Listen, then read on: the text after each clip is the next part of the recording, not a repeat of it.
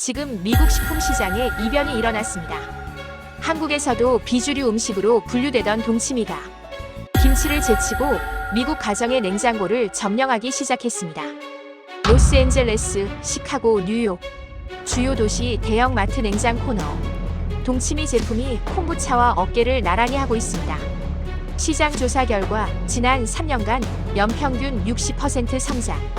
응답자의 70%가 동치미에 밥을 말아먹는다고 답했습니다. 차가운 국물에 밥을 말아먹는 식사 방식. 미국 음식 문화에서는 존재하지 않던 구조입니다. 그런데 왜 지금 미국에서는 사람들이 동치미를 찾고 있을까요? 15년간 글로벌 푸드 트렌드를 분석해온 식품 산업 전문 저널리스트. 그는 이렇게 단언했습니다. 동치미가 미국에서 성공할 가능성은 제로에 가깝다. 하지만 그의 확신은 완전히 빗나갔습니다. 지금부터 15년차 전문가도 예측하지 못한 동치미 열풍의 숨겨진 전말을 이야기해보겠습니다. 시작에 앞서 좋아요, 구독 눌러주시면 영상 제작에 큰 힘이 됩니다. 안녕하세요. 저는 올해 나이 41살 박준호입니다. 식품산업 전문 저널리스트로 일한 지 벌써 15년이 넘었어요. 그동안 세계 각국의 식문화가 어떻게 이동하고 정착하는지 지켜봤습니다. 트렌드라는 건 결국 데이터였어요. 숫자로 증명되지 않는 유행은 그냥 소음일 뿐이었죠. 미국에서 K-푸드 열풍이 한창이었습니다. 사실 열풍이라는 표현도 과장된 거였어요. 정확히 말하면 김치와 불고기, 비빔밥 정도가 미국 소비자들에게 익숙해진 상태였죠.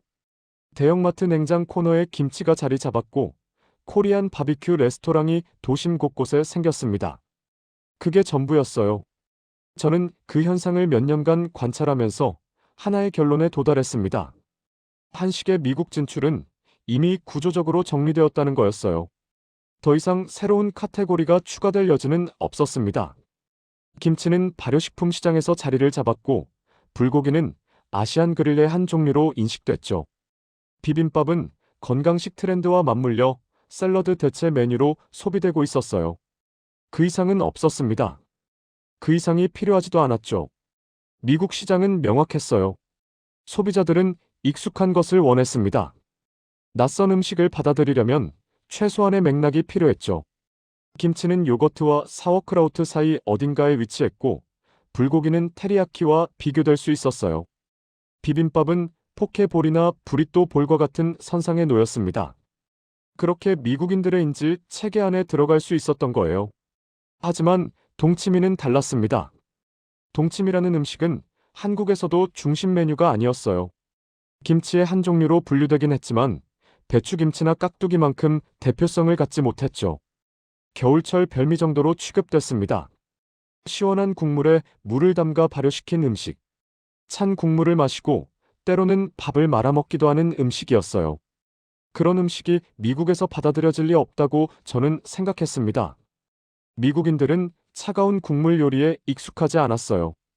가스파초 정도가 예외였지만 그건 토마토 베이스의 수프였죠. 동치미처럼 맑은 국물에 무와 파가 떠다니는 형태는 아니었습니다. 게다가 밥을 말아먹는다는 개념 자체가 낯설었어요. 미국에서 밥은 사이드 디시였습니다.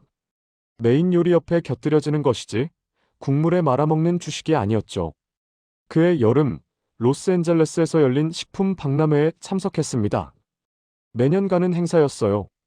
신제품을 확인하고 트렌드를 파악하고 업계 사람들과 네트워킹을 하는 자리였죠. 그날도 예상 가능한 풍경들이 펼쳐졌습니다. 비건 대체육, 글루텐 프리 제품, 프로바이오틱 음료 부스들이 즐비했어요.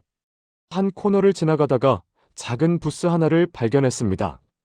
한국 회사였어요.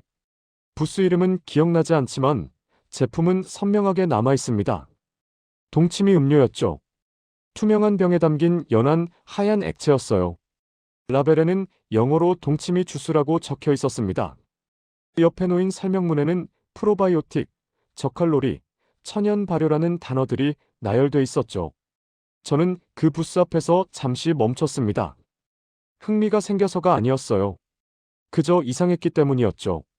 동치미를 음료로 만들다니. 누가 이걸 마시겠다는 건지 이해할 수 없었습니다. 부스 담당자가 다가와 시음을 권했어요. 저는 정중하게 거절했습니다. 맛을 볼 필요가 없었어요.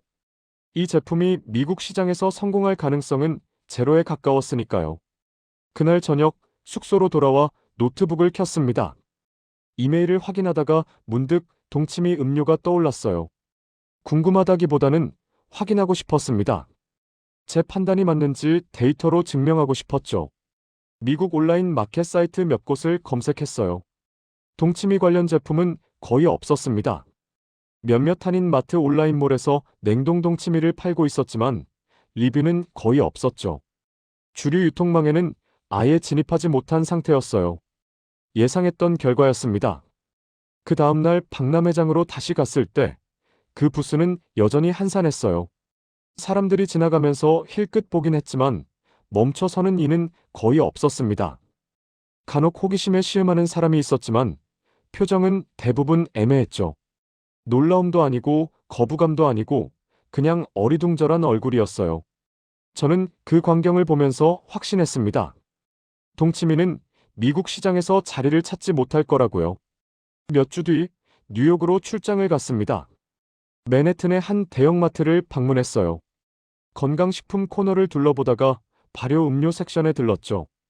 콤부차가 가득했습니다. 캐피어도 있었고 사워크라우트 주스도 보였어요. 김치 음료도 몇 종류 진열돼 있었습니다. 동치미는 없었어요. 당연했습니다. 김치도 미국 소비자들에게 받아들여지기까지 오랜 시간이 걸렸어요. 매운맛과 강한 향 때문에 거부감을 느끼는 사람이 많았지만 그래도 김치는 비주얼이 있었습니다. 빨간색이 주는 강렬함, 발효식품이라는 건강 이미지, 한국 문화에 대한 호기심. 그런 요소들이 결합되면서 조금씩 자리를 잡았죠. 하지만 동치미는 그런 요소가 없었어요. 색깔도 투명에 가까웠고 맛도 자극적이지 않았습니다. 미국인들에게 어필할 만한 포인트가 보이지 않았죠. 마트를 나오면서 저는 생각했습니다. 동치미는 한국에서도 소수의 취향이었다고요. 그걸 미국에 가져와서 성공시키겠다는 건 현실성이 없는 시도였어요. 그해 가을 시카고에서 열린 글로벌 푸드 컨퍼런스에 참석했습니다. 발효식품 세션이 있었어요. 발표자는 캘리포니아의 한 식품 과학자였죠. 그는 발효식품의 미래에 대해 이야기했습니다. 프로바이오틱 시장이 성장하고 있고 소비자들이 장 건강에 관심을 갖기 시작했으며 천연 발효 제품에 대한 수요가 늘어나고 있다는 내용이었어요. 발표가 끝나고 질의응답 시간이 있었습니다. 한 참석자가 질문했어요. 동양의 발효 음료 중 미국 시장에 진출할 가능성이 있는 제품이 뭐냐고요. 발표자는 잠시 생각하더니 대답했습니다. 콤부차는 이미 성공했고 캐피어도 자리를 잡았으며 미소 기반 음료나 된장 소스 같은 것들이 가능성이 있다고 했죠. 김치 음료도 언급했어요. 동치미는 나오지 않았습니다. 저는 그 순간 고개를 끄덕였어요. 전문가도 같은 판단을 내리고 있다는 게 확인됐으니까요. 컨퍼런스가 끝나고 호텔로 돌아왔습니다. 저녁을 먹고 노트북을 켰어요. 그날 들은 내용을 정리하면서 문득 동치미 음료 회사가 궁금해졌습니다. 로스앤젤레스 박람회에서 봤던 그 작은 부스요. 지금쯤 어떻게 됐을까 싶었죠. 검색해봤지만 특별한 정보는 나오지 않았어요. 회사 웹사이트는 있었지만 업데이트가 뜸했습니다. 제품 판매처도 한인마트 몇 곳에 국한돼 있었죠. 역시나였습니다. 그해 겨울 포틀랜드에 갔을 때였어요. 현지 식품 트렌드를 취재하는 일정이었죠. 포틀랜드는 건강식과 유기농 문화가 발달한 도시였습니다. 비건 레스토랑도 많았고 로컬 푸드 운동도 활발했어요. 어느 작은 카페에 들어갔습니다. 메뉴판을 보다가 음료 섹션에서 낯익은 이름을 발견했어요. 동치미 스무디였습니다. 잠시 멈칫했죠. 동치미를 스무디로 만들다니. 상상도 못했던 조합이었어요. 주문하지는 않았습니다. 그냥 메뉴에 있다는 것만 확인하고 자리에 앉았죠. 커피를 마시면서 주변을 둘러봤어요. 젊은 사람들이 대부분이었습니다. 노트북을 펼쳐놓고 일하거나 친구들과 이야기를 나누고 있었죠. 누군가 동치미 스무디를 주문하는 걸 봤어요. 직원이 블렌더에 뭔가를 넣고 갈기 시작했습니다. 연한 초록빛 액체가 만들어졌죠. 손님은 그걸 받아들고 자리로 돌아갔어요. 저는 그 장면을 지켜보면서 생각했습니다. 포틀랜드 같은 특수한 도시에서나 가능한 일이라고요. 건강의식이 유난히 높고 새로운 시도를 환영하는 분위기가 있는 곳. 하지만 이게 미국 전역으로 확산될 거라고는 생각하지 않았어요. 카페를 나와 거리를 걸었습니다. 겨울이었지만 포틀랜드는 따뜻했어요. 비가 자주 내렸지만 눈은 거의 오지 않았죠. 길을 걷다가 작은 식료품점에 들어갔습니다. 냉장 코너를 훑어봤어요. 발효음료 섹션이 꽤 넓었습니다. 콤부차만 해도 10여 종류가 넘었어요. 김치 음료도 서너 개 브랜드가 있었죠. 그 사이에서 동치미 음료 한 병을 발견했습니다. 로스앤젤레스 박람회에서 봤던 그 제품이었어요. 병을 집어들었습니다. 유통기한을 확인했죠. 아직 한 달 정도 남아 있었어요. 가격은 콤부차와 비슷했습니다. 잠시 고민하다가 다시 선반에 내려놨어요. 굳이 살 이유가 없었습니다. 맛을 알고 있었으니까요. 동치미 국물 맛. 시원하고 깔끔하지만 미국인들이 좋아할 만한 맛은 아니었죠. 가게를 나오면서 저는 확신했습니다. 동치미는 틈새 시장에서나 살아남을 거라고요. 포틀랜드 같은 도시, 건강의식이 높은 소수 소비자들 사이에서만 소비될 거라고 생각했어요. 주류 시장으로 진입하는 건 불가능하다고 판단했습니다. 그게 제가 내린 결론이었어요. 데이터와 경험에 기반한 합리적인 판단이었죠. 그때는 그렇게 믿었습니다. 새해가 지나고 1개월쯤 지났을 때였어요. 시애틀로 출장을 갔습니다. 현지 유기농 식품 유통업체와 미팅이 잡혀 있었죠. 미팅 전에 시간이 남아서 근처 마트에 들렀어요. 업계 사람들은 대부분 그렇게 합니다. 현장을 보는 게 회의실 자료보다 정확하니까요. 냉장 코너를 둘러보다가 발효 음료 섹션 앞에 멈췄습니다. 콤부차 옆에 동치미 음료가 놓여 있었어요. 포틀랜드에서 봤던 그 제품이었죠. 병이 서너 개 남아 있었습니다. 재고가 적다는 건 두 가지 의미였어요. 잘 안 팔려서 적게 들여놓았거나 아니면 잘 팔려서 남은 게 적거나. 저는 전자라고 생각했습니다. 그런데 다음날 다시 그 마트를 지나갔을 때 선반이 채워져 있었어요. 전날보다 병이 많았죠. 누군가 재고를 보충한 겁니다. 별것 아닌 일이었어요. 그냥 직원이 제품을 진열한 것뿐이었죠. 하지만 저는 그 앞에서 잠시 서 있었습니다. 이유는 모르겠어요. 그냥 눈길이 갔던 거예요. 며칠 뒤 샌프란시스코로 이동했습니다. 베이에리어의 한 스타트업 식품 회사를 인터뷰하기로 했었죠. 미팅 장소 근처 카페에서 대기하고 있었어요. 옆 테이블에 젊은 여자 둘이 앉아 있었습니다. 한 명이 투명한 병을 꺼내 마시고 있었어요. 라벨이 보였습니다. 동치미였죠. 이거 진짜 좋더라. 아침에 마시면 속이 편해. 다른 한 명이 물었어요. 맛은 어때? 짜지 않아. 깔끔해. 근데 좀 심심할 수도 있어. 그 대화를 듣고 있었습니다. 의도한 건 아니었어요. 그냥 들렸을 뿐이었죠. 두 사람은 계속 이야기를 나눴어요. 프로바이오틱 함량이 높다는 말, 설탕이 안 들어간다는 말, 한국 음식이라는 말. 저는 커피를 마시면서 생각했습니다. 저 사람들은 동치미가 뭔지 모르고 마시는 거라고요. 그냥 건강음료의 하나로 받아들이는 거였죠. 한국에서 동치미가 어떻게 소비되는지, 어떤 맥락에서 먹히는지는 모를 거예요. 그게 맞는 거라고 생각했습니다. 미국에서 김치도 그렇게 받아들여졌으니까요. 원래 의미와는 다르게 건강식의 일부로 소비됐죠. 동치미도 마찬가지일 거라고 봤어요. 샌프란시스코에서 사흘을 보냈습니다. 그동안 마트를 몇 군데 더 들렀어요. 발효음료 코너마다 동치미가 있었습니다. 브랜드도 늘어난 것 같았어요. 처음 봤던 제품 외에 다른 회사 제품도 보였죠. 신기하다고 생각했습니다. 하지만 그뿐이었어요. 신기한 것과 성공한 것은 달랐으니까요. 한 마트의 냉장 코너에서 한 남자를 봤어요. 50대쯤 돼 보였습니다. 동치미 병을 집어들고 라벨을 읽고 있었죠. 꽤 오래 서 있었어요. 다른 발효 음료들과 비교하는 것 같았습니다. 남자는 결국 동치미를 장바구니에 넣었어요. 한 병이 아니라 두 병을 집어들었죠. 그리고 냉장 코너를 떠났습니다. 저는 그 뒷모습을 지켜봤어요. 남자는 다른 식료품들을 더 담았습니다. 채소, 과일, 빵. 동치미는 그 사이에 섞여 있었죠. 2개월쯤 지나서 덴버에 갔어요. 한 식품 박람회에 참석하기 위해서였죠.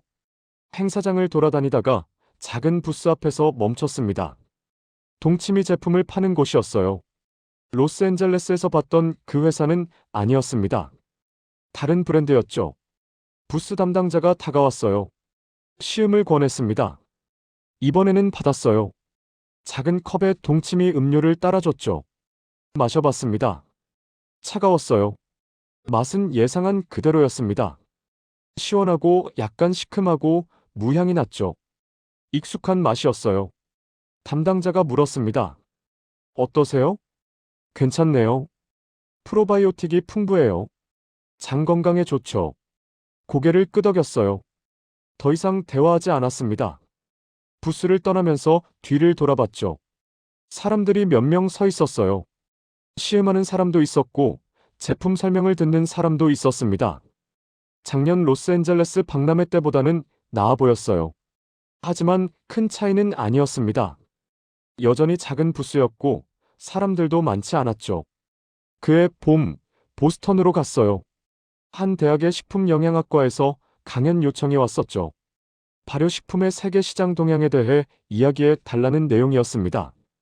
강연 전날 캠퍼스 근처를 걸었어요. 학생들이 많았습니다. 카페와 식당이 즐비한 거리였죠. 한 주스바 앞을 지나가다가 메뉴판을 봤어요. 동치미 클렌즈라는 메뉴가 있었습니다. 안으로 들어갔어요. 카운터에 서서 메뉴를 자세히 봤죠. 동치미 클렌즈는 동치미 국물에 사과와 생강을 넣은 음료였어요. 디톡스 효과가 있다고 적혀 있었습니다. 주문하지는 않았어요. 그냥 확인만 했습니다. 가게를 나와 다시 걷기 시작했죠. 클렌즈 음료로 만들어진 동치미. 한국에서는 상상하기 힘든 조합이었어요. 하지만 미국에서는 가능했습니다. 건강과 디톡스라는 키워드만 있으면 어떤 음식이든 재해석될 수 있었죠. 블록을 몇 개 더 걸었어요. 작은 식료품점이 보였습니다. 들어가서 냉장 코너를 봤죠. 여기도 동치미가 있었어요. 한 브랜드였지만 선반 한 칸을 차지하고 있었습니다. 가게를 나왔어요. 바람이 불었습니다. 봄이었지만 쌀쌀했죠. 그날 밤 호텔방에서 노트북을 켰어요. 동치미 관련 검색을 해봤습니다. 예전보다 결과가 많이 나왔어요. 온라인 마켓에서 판매하는 제품도 늘어났고 후기도 꽤 있었습니다. 후기를 읽어봤어요. 대부분 긍정적이었습니다. 맛이 좋다, 속이 편하다, 아침에 마시기 좋다는 내용들이었죠. 몇몇은 김치보다 부담 없다고 썼어요. 맵지 않고 자극적이지 않아서 매일 마실 수 있다는 거였습니다. 한 후기가 눈에 들어왔어요. 누군가 사진을 올렸더라고요. 냉장고를 찍은 사진이었는데 동치미 용기가 우유 옆에 놓여 있었습니다. 일상적인 풍경이었어요. 특별할 것 없는 냉장고 앞모습이었죠. 그 사진을 보면서 생각했어요. 동치미는 국물만 소비되고 있다고요. 미국인들은 물을 건져 먹지 않았습니다. 병에 든 국물만 마셨죠. 그게 핵심이라고 판단했어요. 동치미가 음식이 아니라 음료로 받아들여지고 있다는 점.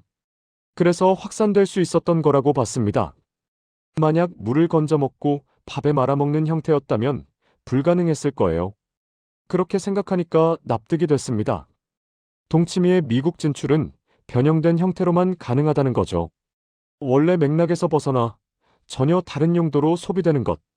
그게 한계이자 가능성이라고 봤어요. 노트북을 닫았습니다. 창밖을 봤어요. 보스턴 야경이 보였습니다. 다음날 강연을 마치고 질의응답 시간이 있었습니다. 한 학생이 손을 들었어요. 동치미 음료에 대해 어떻게 생각하세요? 잠시 멈칫했습니다. 예상하지 못한 질문이었어요. 동치미 음료요? 네. 요즘 많이 보이던데 시장성이 있을까요? 대답했습니다. 틈새 시장으로는 가능하다고 봅니다. 하지만 주류 시장으로 확대되기는 어려울 거예요. 왜 그렇게 생각하세요? 미국 소비자들에게 익숙하지 않은 형태니까요. 발효음료 시장은 이미 포화 상태고 동치미가 콤부차나 캐피어를 대체할 만큼 강력한 차별점을 갖고 있지는 않습니다. 학생은 고개를 끄덕였어요. 더 이상 질문하지 않았죠. 강연이 끝나고 캠퍼스를 나왔습니다. 택시를 타고 공항으로 가는 길이었어요. 창밖을 보면서 생각했습니다. 제 대답이 맞다고요. 데이터에 기반한 합리적인 판단이었죠. 그런데 왜 계속 동치미가 눈에 띄는 건지 모르겠었어요. 여름이 되고 휴스턴으로 출장을 갔습니다.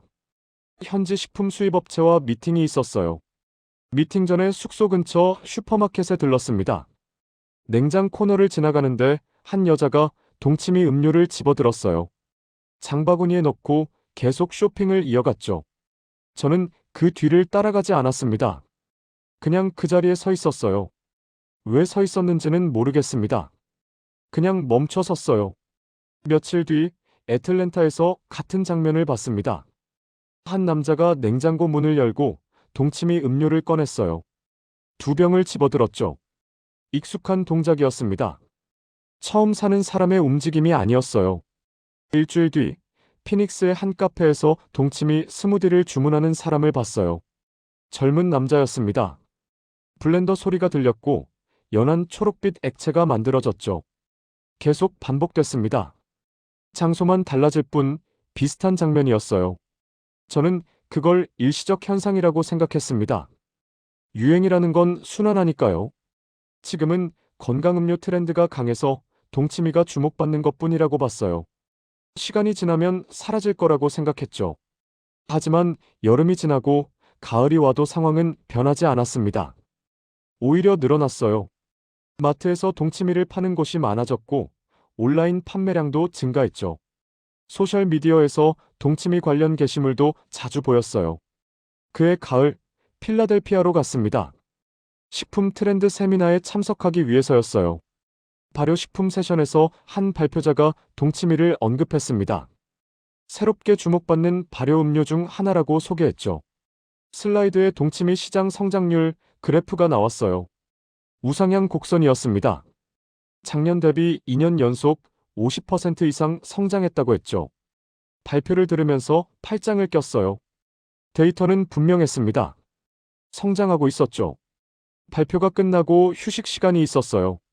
로비에서 커피를 마시고 있는데 옆에 있던 사람이 말을 걸었습니다.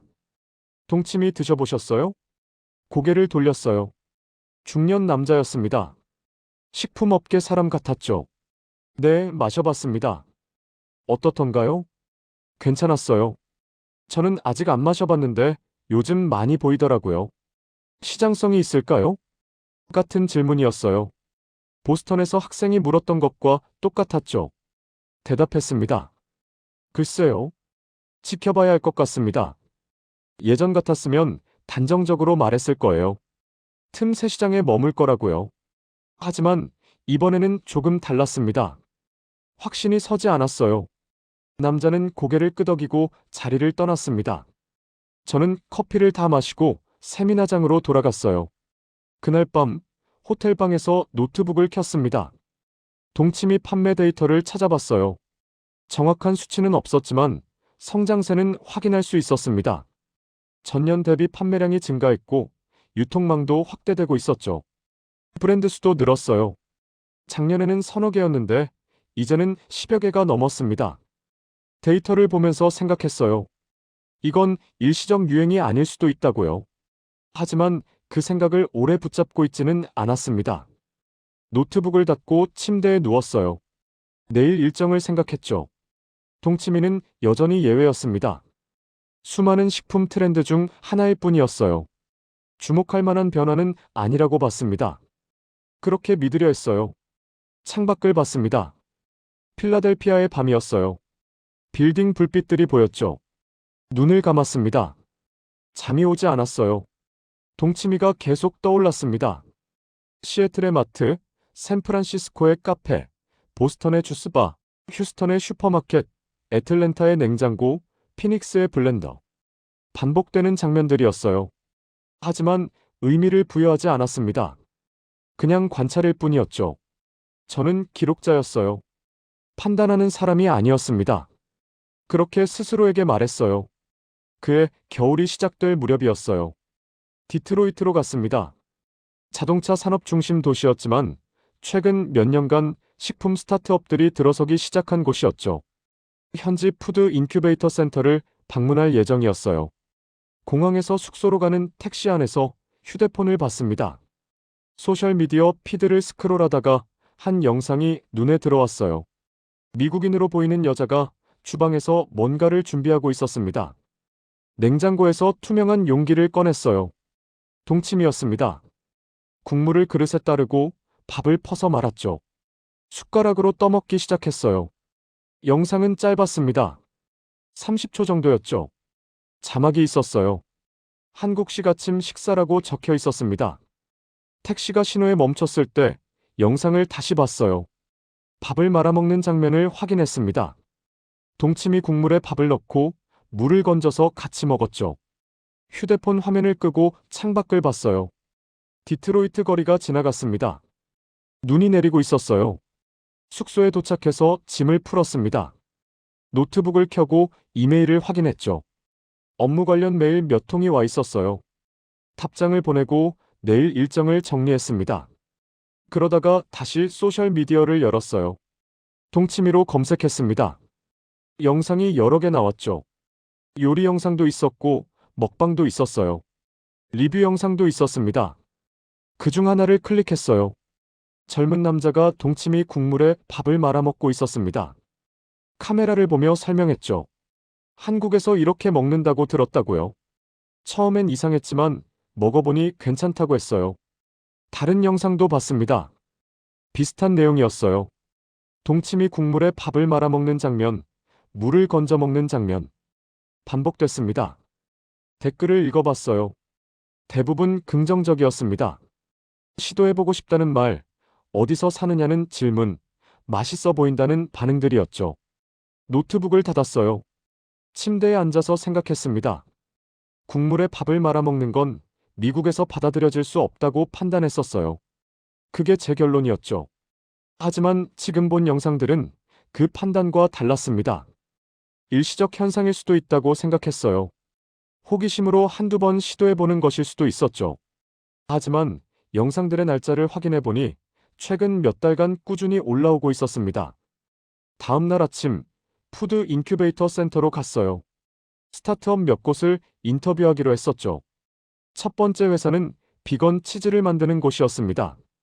두 번째는 식물성 단백질 바를 개발하는 팀이었어요. 세 번째 회사 대표를 만났을 때였습니다. 30대 초반으로 보이는 여자였어요. 발효음료 스타트업을 운영하고 있었죠. 인터뷰를 시작했습니다. 사업 모델, 제품 라인, 시장 전략에 대해 물었어요. 대표는 차분하게 대답했습니다. 어떤 제품이 가장 잘 나가나요? 대표가 대답했어요. 동치미 라인이요. 잠시 멈췄습니다. 동치미요? 네. 작년부터 출시했는데 반응이 좋아요. 특히 젊은 층에서요. 어떤 방식으로 소비되나요? 음료로요. 아침에 마시는 사람들이 많아요. 근데 요즘은 밥에 말아먹는 사람들도 늘고 있어요. 고개를 끄덕였습니다. 더 물었죠. 밥에 말아먹는다는 건 어떻게 아셨어요? 고객 피드백이요. 소셜미디어에도 많이 올라와요. 처음엔 저희도 놀랐는데 지금은 그냥 자연스러운 소비 방식 중 하나로 보고 있어요. 인터뷰를 마치고 센터를 나왔습니다. 택시를 타고 숙소로 돌아가는 길이었어요. 창밖을 보면서 생각했습니다. 밥에 말아먹는 게 자연스러운 소비 방식이라는 말. 그게 이상했어요. 미국에서 밥을 국물에 말아먹는 건 일반적이지 않았으니까요. 아시안 레스토랑에서나 볼 수 있는 형태였죠. 하지만 동치미는 달랐나 봤어요. 레스토랑이 아니라 집에서 일상적으로 소비되고 있었습니다. 며칠 뒤 미니애폴리스로 이동했어요. 현지 식품 유통업체와 미팅이 있었습니다. 미팅을 마치고 근처 마트에 들렀죠. 냉장 코너에서 동치미 제품을 찾았어요. 여러 브랜드가 있었습니다. 작년에 봤던 것보다 종류가 많아졌어요. 용량도 다양했죠. 작은 병부터 큰 용기까지 있었습니다. 선반 앞에 한 여자가 서 있었어요. 40대쯤 돼 보였습니다. 동치미 용기를 집어들고 라벨을 읽고 있었죠. 잠시 고민하더니 장바구니에 넣었어요. 큰 용기였습니다. 저는 그 광경을 봤습니다. 특별할 것 없는 장면이었어요. 그냥 누군가 장을 보는 모습이었죠. 하지만 멈춰서서 지켜봤습니다. 여자는 계속 쇼핑을 이어갔어요. 채소 코너로 갔고, 과일을 골랐고, 빵을 집어들었습니다. 동치미는 그 장바구니 안에 다른 식재료들과 함께 있었어요. 마트를 나와 걸었습니다. 찬 바람이 불었어요. 겨울이었죠. 손을 주머니에 넣고 걸으면서 생각했습니다. 저 사람은 동치미를 어떻게 먹을까? 그냥 마실까? 아니면 밥에 말아 먹을까? 이유는 모르겠지만 그게 궁금했어요. 그날 밤 호텔방에서 노트북을 켰습니다. 동치미 판매 데이터를 다시 찾아봤어요. 전보다 자세한 자료가 나왔습니다. 한 시장조사 회사가 발표한 보고서였죠. 보고서에 따르면 동치미 음료 시장은 지난 2년간 매년 50% 이상 성장했어요. 주요 소비층은 20대에서 40대였고 건강의식이 높은 그룹이었습니다. 구매 빈도도 높았죠. 일회성이 아니라 반복 구매가 많았어요. 보고서 마지막 부분에 소비 형태에 대한 언급이 있었습니다. 응답자의 60%가 음료로 마신다고 답했어요. 30%는 요리에 사용한다고 했죠. 나머지 10%는 밥에 말아 먹는다고 응답했습니다. 10%. 작은 수치처럼 보였어요.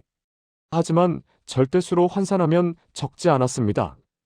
시장 규모를 고려하면 수만 명이 그렇게 먹고 있다는 뜻이었죠. 노트북 화면을 내렸습니다. 창밖을 봤어요. 눈이 내리고 있었습니다. 김치보다 동치미가 빠르게 확산되고 있다는 사실이 이해되지 않았어요. 김치는 비주얼이 강했습니다. 빨간색, 발효의 상징, 한국 음식의 대표주자. 그런 이미지가 있었죠. 동치미는 그런 게 없었어요. 투명하고 심심하고 특징이 없었습니다. 그런데 왜 동치미가 더 빨리 퍼지는 걸까? 생각해봤지만 답이 나오지 않았어요. 다음 날 시카고로 갔습니다. 공항에서 택시를 타고 시내로 들어가는 길이었어요. 운전사가 라디오를 켰습니다. 토크쇼가 나왔죠. 진행자가 건강식품에 대해 이야기하고 있었어요. 청취자들의 질문을 받는 코너였습니다. 한 사람이 전화를 걸었죠. 동치미라는 한국 음료 들어보셨어요? 진행자가 대답했어요. 아, 들어봤어요. 발효 음료죠? 네. 저는 매일 아침 마시는데 속이 정말 편해져요. 근데 친구가 밥에 말아 먹으래요. 그게 맞나요? 진행자가 웃었습니다. 저는 안 해봤는데 한국에서는 그렇게 먹는다고 들었어요. 한번 시도해보세요. 그럼 밥은 따뜻한 걸로 해야 하나요? 차가운 걸로 해야 하나요? 글쎄요. 검색해보시는 게 나을 것 같은데요. 대화가 이어졌지만 더 이상 듣지 않았어요. 택시가 호텔 앞에 도착했습니다. 체크인을 하고 방으로 올라갔어요. 짐을 풀고 침대에 앉았습니다. 라디오에서 들었던 대화가 계속 맴돌았어요. 밥에 말아먹는 방법을 묻는 질문. 그게 자연스러운 질문처럼 들렸다는 게 이상했습니다. 마치 파스타 삶는 시간을 묻는 것처럼 당연한 질문인 것처럼 들렸어요. 며칠 뒤 시카고 시내의 한 식료품점에 갔습니다. 작은 가게였어요. 유기농 제품을 주로 취급하는 곳이었죠. 안으로 들어가 둘러봤습니다. 냉장 코너에 동치미가 있었어요. 두 브랜드였습니다. 재고는 많지 않았지만 자리는 확보돼 있었죠. 카운터에 점원이 서 있었어요. 젊은 남자였습니다. 다가가서 물었죠. 동치미 많이 나가나요? 점원이 고개를 끄덕였어요. 네, 꽤 잘 나가요. 일주일에 두세 번 정도 재고 채워야 해요. 어떤 사람들이 주로 사나요? 다양해요. 젊은 사람들도 있고 중년층도 있고 건강의식 있는 분들이 주로 사시는 것 같아요. 밥에 말아먹는다는 얘기 들어보셨어요? 점원이 웃었습니다. 네, 손님 중에 그렇게 드시는 분 계세요. 한국식으로 먹는 거라고 하더라고요. 가게를 나왔어요. 거리를 걸으면서 생각했습니다. 한국식으로 먹는다는 말. 그게 미국에서 통용되고 있다는 게 이상했어요. 김치도 그렇게 받아들여지지 않았습니다. 김치는 샐러드에 넣거나 타코에 넣거나 변형된 형태로 소비됐죠. 원래 방식대로 밥 위에 올려 먹는 사람은 많지 않았어요. 하지만 동치미는 달랐습니다. 국물에 밥을 말아먹는 형태가 유지되고 있었어요. 왜 그런 건지 설명할 수 없었습니다. 그날 밤 호텔 방에서 누워 있었어요. 천장을 보면서 생각했습니다. 15년간 식품 트렌드를 지켜봤어요. 음식이 어떻게 이동하고, 어떻게 변형되고, 어떻게 받아들여지는지 관찰했죠. 패턴이 있었습니다. 익숙한 것과 연결되거나, 변형되거나, 재해석되거나, 그 과정을 거쳐야 새로운 음식이 자리 잡을 수 있었어요. 동치미는 그 패턴을 따르지 않았습니다. 변형되지 않았고, 재해석되지도 않았어요. 원래 형태 그대로 소비되고 있었죠. 이유를 찾으려 했지만 찾을 수 없었어요. 데이터는 분명했습니다. 성장하고 있고 확산되고 있고 정착하고 있었어요. 하지만 왜 그런지는 설명할 수 없었습니다. 눈을 감았어요. 잠이 오지 않았습니다. 계속 생각했죠. 동치미는 예외가 아니었어요. 더 이상 그렇게 말할 수 없었습니다. 올해도 여러 도시를 다녔습니다. 출장 일정은 예년과 비슷했죠. 박람회, 미팅, 인터뷰. 반복되는 루틴이었어요. 달라스에서 일주일을 보냈습니다. 현지 식품 유통 회사들과 미팅이 있었어요. 마지막 날 숙소 근처 마트에 들렀죠.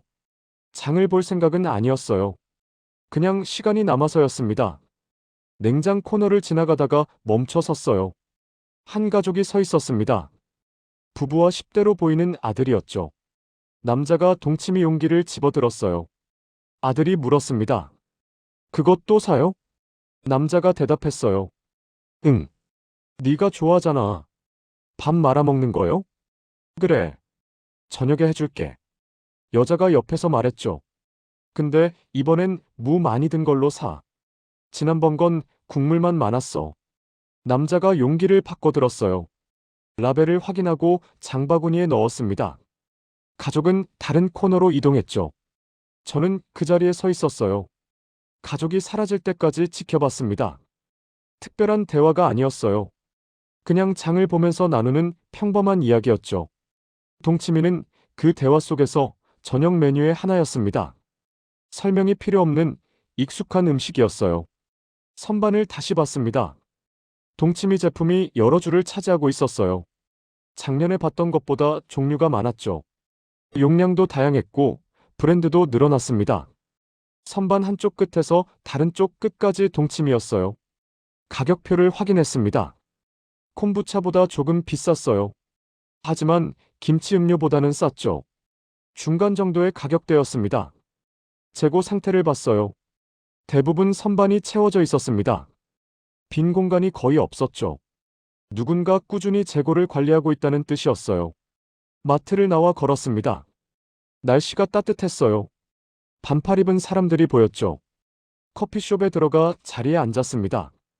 아메리카노를 주문하고 창밖을 봤어요. 사람들이 지나갔습니다. 걷거나 뛰거나 자전거를 타거나 일상적인 풍경이었죠. 휴대폰을 꺼내 메모 앱을 열었어요. 오늘 본 장면을 기록하려고 했습니다. 하지만 쓰지 않았어요. 뭐라고 적어야 할지 모르겠더라고요. 커피를 마시면서 창밖을 계속 봤습니다. 길 건너편에 작은 식당이 보였어요. 간판에 퓨전 아시안 키친이라고 적혀 있었죠. 사람들이 드나들고 있었습니다. 문득 궁금해졌어요. 저 안에도 동치미가 있을까? 메뉴에 있을까? 아니면 주방 냉장고에 있을까?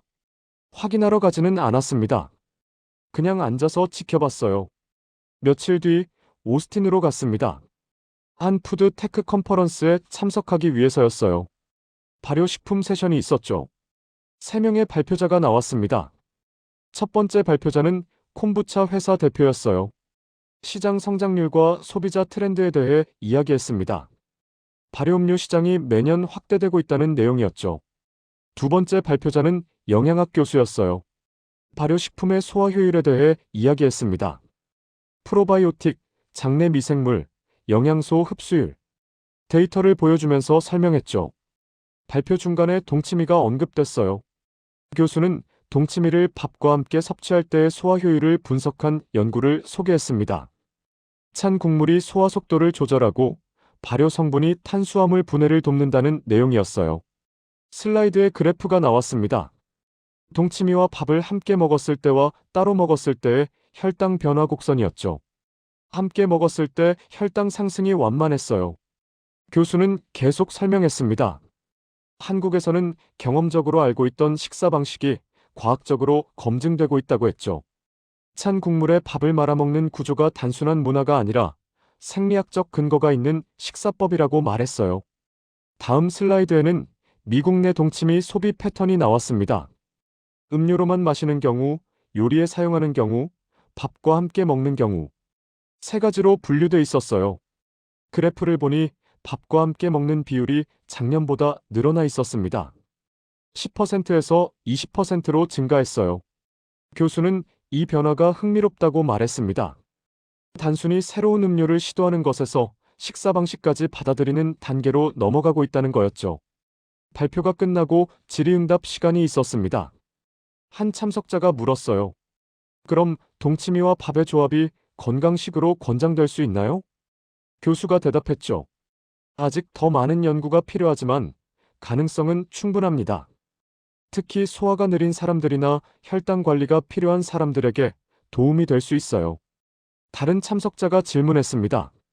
일반 소비자들이 밥에 말아먹는 방법을 어떻게 알게 됐나요? 교수가 웃으며 대답했어요. 소셜미디어요.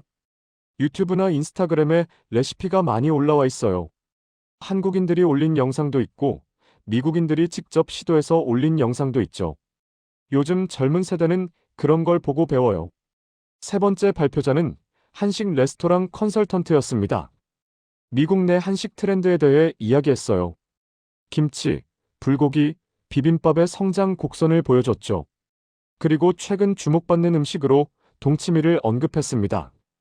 발표자는 동치미가 특이한 케이스라고 말했어요. 대부분의 한식은 레스토랑을 통해 먼저 알려지고 그 다음 가정으로 퍼진다고 했죠. 하지만 동치미는 반대였습니다. 마트에서 먼저 팔리기 시작했고 가정에서 소비되다가 이제 레스토랑 메뉴로 들어가고 있다는 거였어요. 슬라이드에 몇몇 레스토랑 메뉴 사진이 나왔습니다. 동치미스, 동치미밥, 동치미 세트. 다양한 형태였죠. 세션이 끝나고 로비로 나왔습니다. 사람들이 모여서 이야기를 나누고 있었어요. 몇몇은 동치미에 대해 얘기하고 있었죠. 저는 구석에 서서 커피를 마셨습니다. 대화에 끼지 않았어요. 그냥 듣고 있었습니다. 한 사람이 말했어요. 집에서 한번 해봤는데 생각보다 괜찮더라고. 다른 사람이 물었죠. 밥은 어떻게 했어? 따뜻한 걸로 했어. 차가운 국물이랑 대비되니까 맛있더라. 무는 먹었어? 당연하지. 무 맛이 핵심이잖아. 김치랑 비교하면 어때? 김치보다 부담 없어. 매일 먹어도 질리지 않아. 대화는 계속됐지만 더 이상 듣지 않았어요. 자리를 떠나 밖으로 나갔습니다. 컨퍼런스 센터 밖은 화창했어요. 햇빛이 강했죠. 선글라스를 썼습니다. 걸으면서 생각했어요. 한국에서는 동치미를 설명하지 않았어요. 그냥 먹었죠. 겨울에 김치 대신 먹거나 국물이 땡길 때 꺼내 먹거나 밥에 말아 먹는 것도 당연한 일이었습니다. 왜 그렇게 먹는지 설명할 필요가 없었어요. 하지만 여기서는 달랐습니다. 사람들은 이유를 찾았어요. 왜 차가운 국물에 밥을 말아 먹는지, 왜 물을 함께 먹는지, 왜 발효시키는지. 과학적 근거를 찾고 영양학적 설명을 덧붙이고 체계를 만들었죠. 그 과정에서 동치미는 정리됐어요. 한국에서보다 명확하게, 논리적으로 정리됐습니다. 이상한 일이었어요.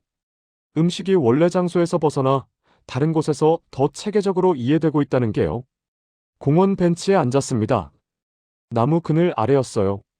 사람들이 지나다녔죠. 개를 산책시키는 사람, 조깅하는 사람, 아이들과 노는 부모. 휴대폰을 꺼냈어요.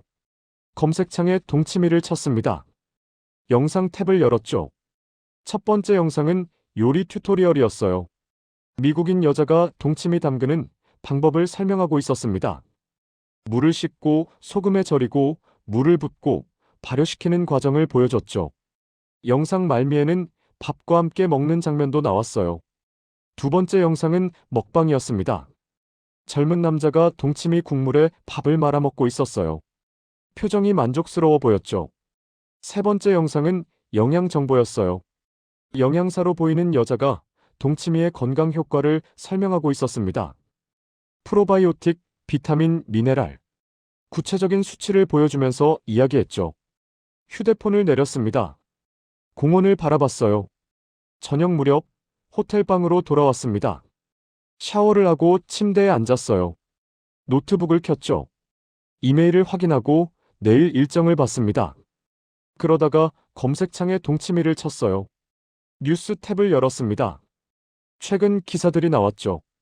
한 기사는 동치미 시장 규모를 다뤘어요. 지난 3년간 연평균 60% 성장했다고 했습니다. 올해는 100억 원 규모를 넘어설 것으로 예상된다고 했죠. 다른 기사는 동치미를 활용한 레시피를 소개했어요. 동치미 파스타, 동치미 리소토, 동치미 수프. 변형된 요리들이었습니다.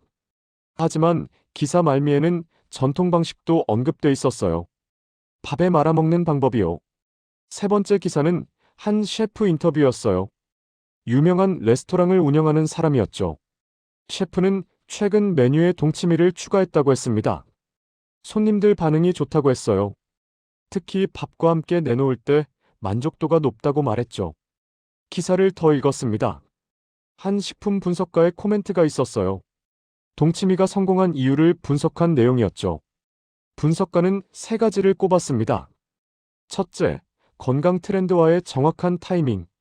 둘째, 김치보다 낮은 진입 장벽. 셋째, 다양한 소비 방식의 가능성. 마지막 문장이 눈에 들어왔어요. 동치미는 한 시기 미국 시장에서 어떻게 진화할 수 있는지 보여주는 사례라는 내용이었습니다. 노트북을 닫았습니다. 불을 끄고 누웠어요. 어둠 속에서 천장을 봤습니다. 15년 전 저는 확신했었어요. 한식의 미국 진출은 김치와 불고기, 비빔밥으로 정리됐다고요. 더 이상 새로운 음식이 자리 잡을 여지는 없다고 생각했습니다. 동치미는 그 판단 밖에 있었어요. 한국에서도 중심이 아니었고 해외에서 주목받을 요소가 없었죠. 차가운 국물에 밥을 말아 먹는다는 구조 자체가 미국에서 받아들여질 수 없다고 봤습니다. 하지만 지금은 달랐어요. 동치미는 자리를 잡았습니다. 음료로도 소비되고 밥과 함께도 먹혔죠. 사람들은 이유를 찾았고 설명을 만들었고 체계를 세웠어요. 왜 그랬는지는 여전히 정확히 모르겠어요. 김치보다 자극이 덜해서였을까? 국물 형태라서 음료로 전환하기 쉬웠을까? 발효 트렌드와 맞아떨어졌을까? 이유가 무엇이든 결과는 분명했습니다. 동치미는 더 이상 예외가 아니었어요. 다음 날 아침 공항으로 가는 택시 안에서 휴대폰을 봤습니다. 소셜미디어를 스크롤하다가 한 영상을 봤어요. 미국인 가족이 저녁 식사를 하고 있었습니다. 테이블 위에 동치미 그릇이 놓여 있었어요. 아버지가 국물을 밥에 부었죠. 숟가락으로 저어서 아이에게 건넸습니다. 아이는 받아서 먹었어요. 엄마가 카메라를 보며 말했습니다. 오늘은 한국식 저녁이에요. 아이들이 좋아해서 자주 해 먹어요. 영상은 거기서 끝났어요. 택시가 공항에 도착했습니다. 짐을 챙기고 내렸어요. 터미널로 걸어가면서 생각했습니다. 한국식 저녁이라는 말. 그게 자연스럽게 들렸다는 게 신기했어요. 몇 년 전만 해도 상상할 수 없던 문장이었죠. 체크인을 하고 탑승구로 갔습니다. 비행기를 기다리면서 창밖을 봤어요. 비행기들이 이륙하고 있었습니다. 제 일은 관찰하고 기록하는 거였어요. 트렌드를 분석하고 시장을 예측하고 변화를 추적하는 일이었죠. 10년 넘게 그렇게 해왔습니다. 하지만 이번에는 달랐어요. 예측이 빗나갔고 판단이 틀렸고 확신이 무너졌습니다.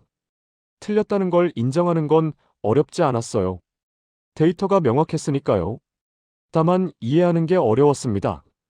왜 동치미였는지, 왜 지금이었는지, 왜 이런 방식이었는지. 비행기 탑승 안내 방송이 나왔어요. 자리에서 일어나 줄을 섰습니다. 사람들이 천천히 움직였죠. 비행기에 올라 좌석에 앉았습니다. 창가 자리였어요. 안전벨트를 매고 창밖을 봤습니다. 활주로가 보였죠. 옆자리에 중년 여자가 앉았어요. 가방을 정리하고 자리에 앉더니 휴대폰을 꺼냈습니다.